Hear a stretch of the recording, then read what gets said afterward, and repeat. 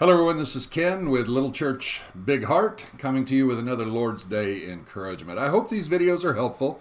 They're intended not as some kind of an expert talking to novices. I don't imagine any of that. I've been in pastoral ministry for a long time, and many of you may have been in ministry longer than me. But I've experienced the feeling that I was the only one out there, that I'm the only one going through these things that I'm going through in the past, and I know I'm not. I discovered I'm not, and so I decided I wanted to be one of those people who would help you to understand you're not in this alone, and there are other people out there, and so I'm here to stand with you. And if you have prayer needs, please put them in the comments below. You may not want to put too much personal detail because they are public, but instead, if you want to contact me, you can do so through Facebook, you can do so through email, and various other media. But what I wanted to do this morning was talk to you about something that is inevitable for us pastors. It happens. And that is that people leave the church. People are going to leave. You're going to have people leave for good reasons and for bad reasons. The funny thing is, the people leaving always think it's a good reason. And they often do a lot of damage when they leave. And I've talked before about the imagery of the skunks and the turtles, those who leave fast and those who leave slow. But today what I want to do is point out to you something, and that's something a friend of mine said, which is that everyone is a blessing to the church. Some bless when they come, others bless when they leave. And so everybody blesses. Those people that leave, sometimes their departure can be a great blessing.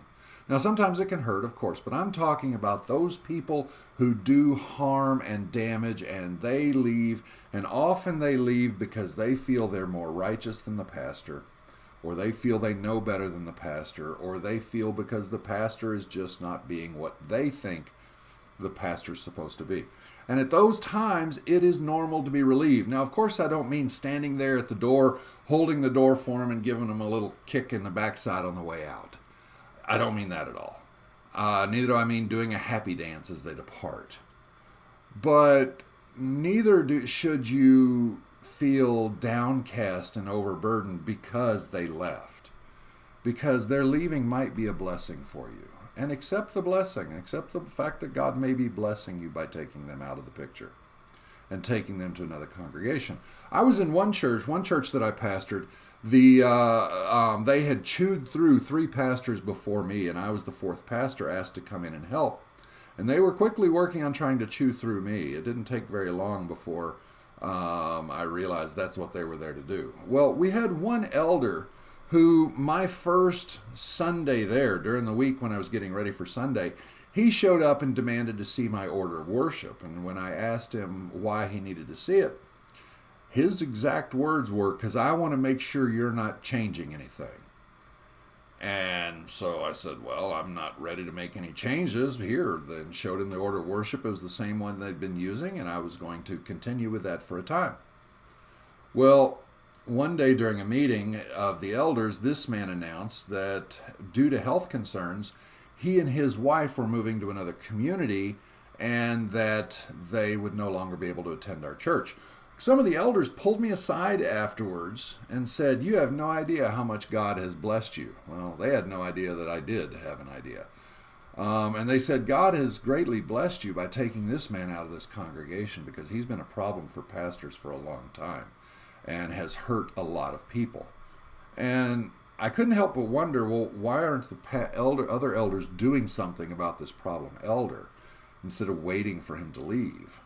But I've been in ministry long enough to know the answer to that. See, what I'm saying is that people leave, and sometimes their leaving is a blessing. We should simply accept that and move on.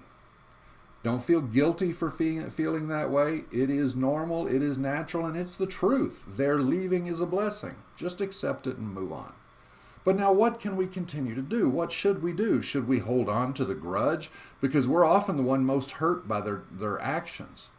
No, we should pray for them as they come to mind. And believe me, they will come to mind. They often do. It's usually at the worst possible times. I've found that my experience is when I wake up at 2 o'clock in the morning and suddenly their actions come to mind. And often I think that's the enemy saying, yeah, I'm going to keep you from sleeping. I'm going to keep you from getting rest. So when those things happen, pray for the people. Pray that God will bring restitution. Pray that God will bring reconciliation. Pray that God will transform those people and also use the experience to transform you, because there might be something in you that needs to be worked on. So pray for those things. Take the blessing that God gives you. Thank Him for it. Pray for the people who leave. I pray for people who left my churches years ago, churches I no longer pastor. I still pray for the people who hurt me at those times. Have a good day, a good week. Enjoy your church. Preach the word. Love on your people. Love your family. Get some rest. Take care. God bless. If you haven't done so and you enjoyed this video, please hit the like button and consider subscribing to our channel and hitting the notification bell to be notified of future videos. You can also look us up on Facebook and at littlechurchbigheart.com. If there's any way we can encourage you, please leave a comment below.